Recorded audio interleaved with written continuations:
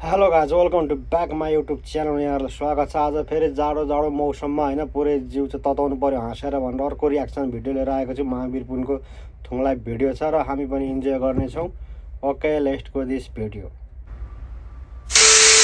अब यति सकारात्मक सोच, यति ऊर्जा, सकारात्मक ऊर्जा के खानुहुन्छ तपाईँले? के खाने नि खानेकुरो खाइन्छ नि। महावीर पुनको खाना के हो? सिधा मान्छेको सिधा उत्तर आउँछ क्या महावीर पुनको चाहिँ। मन्त्रालयमै तपाईँ एक्सर्साइज गरिरहेको मैले देखिरहेको थिएँ। यो फिटनेस राजन त्यही हो। यति 70 मन्त्रालयमा अलिअलि खुट्टा तानेको मात्रै, खुट्टा चाहिँ नसाहरू साह्रै खुम्चेला भनेर अलिअलि खुट्टा तान्ने कुरा मात्रै गर्दैछु। खुट्टा तान्न पर्यो नि बस्दा काम गर्दा प्रेम त मेरो स्वास्नी छन्, 2टा छोरी छन्, अब तिनीहरूलाई त गर्नै पर्यो।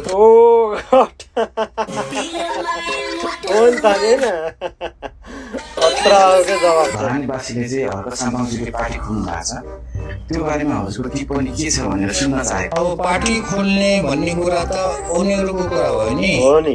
त्यही कारणले के धारणा, अरूले पार्टी खोल्छ मैले धारणा बनाउने होइन क्या। हो नि त होइन। अब अरूको कुराहरू के थाहा होइन। एकदम मान्छे सिधा अनि मन्त्री हुनुपर्ने चाहिँ यस्तै मान्छेहरू हो के। चुप्प लाग्ने, काम गर्ने, खलास।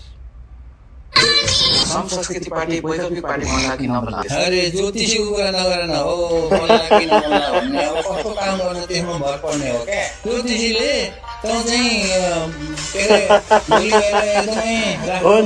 भन्नु, ज्योतिषीले भनिदियो भन्नेमा ए म त राष्ट्रपति बन्ने रहेछु, मलाई ज्योतिषीले भनिदियो भन्ने चुप लाएर बस्यो भन्ने त्यो राष्ट्रपति बन्छ।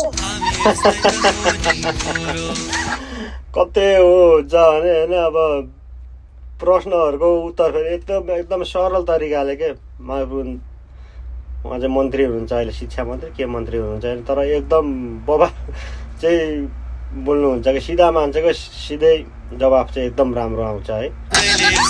उहाँले एउटा स्ट्याटस लेख्दाखेरि देशभरिकै मान्छेहरू आउने उहाँको कार्यक्रममा जुन भिड र भिजन दुइटै देखिन्छ नि, त्यसलाई चाहिँ कसरी लिने होला सर? देशव्यापी रूपमै जनताहरू उडेको देखिन्छ, त्यसलाई जनताले जसरी लिएको छ नि त्यसरी लिने हो। जनताको हितमा काम गरेपछि त जनताले जे भन्छ त्यही भन्नु पर्यो नि त नि। सही हो। के अरे पार्टी खोलेर चुनावमा भाग लिनको लागि खोलेको हो। त्यो शुभकामना व्यक्त गर्नुहुन्न सर? शुभकामना त मैले कुनै पनि अवस्थामा कसैलाई पनि गर्दैन। शुभकामना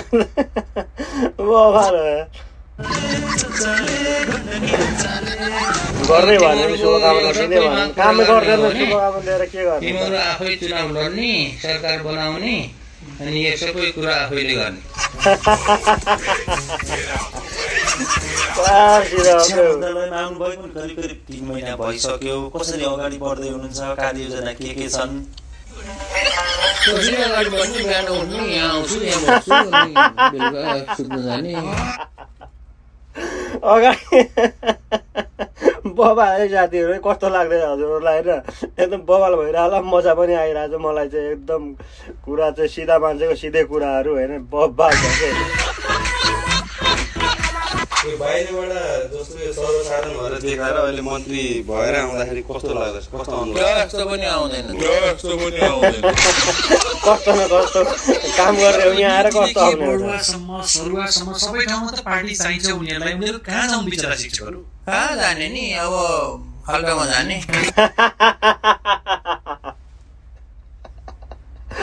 ओ माय गॉड यार, खाल्डोमा तस्करी गरी इन्टरनेट चलाएको आरोप, त्यो पनि अहिले होइन, दशकौं अघि म्याग्दीको दुर्गम गाउँहरूमा। आरोप होइन, त्यो त एकदम साँचो कुरा हो। किनभने तस्करी गरेकै हो। विद्यार्थीहरू चाहिँ सामान्य माग लिएर आउँदाखेरि चाहिँ तिमीहरू आफै चुनाव जित, आफै सरकार बनाऊ, आफै आफ्ना माग पुरा गर भनिदिनुहुन्छ। अहिले एक किसिमले हाम्रो हात बाँधिएको छ। हात पनि बाँधिदिने अनि चाहिँ खुट्टा बाँधिदिने, ल छिटो दुगुर भनेर दुगुर राख्छ कोही। एकदम सही कुरा के काम भएन भनिरहेछन्, काम गर्नु पनि दिँदैनन् के फेरि होइन। अनि एकदम सही कुरा गरे जस्तो लाग्छ मलाई त साथी हो। जस्तै यही अवस्थामा पनि अस्ति हाम्रो एनपिएलको सेकेन्ड सिजन पनि अहिले सम्पन्न भएको अवस्थामा विद्यार्थीहरू बीच पनि उहाँहरूले चाहिँ केही रकम लिएर चाहिँ त्यसरी गर्न दिएको भन्ने कुराहरू पनि आएको थियो होइन। विभिन्न चलखेलहरू पनि हुने गरेको अवस्था छ, यसलाई चाहिँ कसरी हेर्नु भएको छ? चलखेल त नेपालीले गरिहाल्छ, नेपाल जस्तो फटा डाका होइन, अनि चलखेल गर्ने को छ? यो कुरा चाहिँ एकदम सही भने हो है।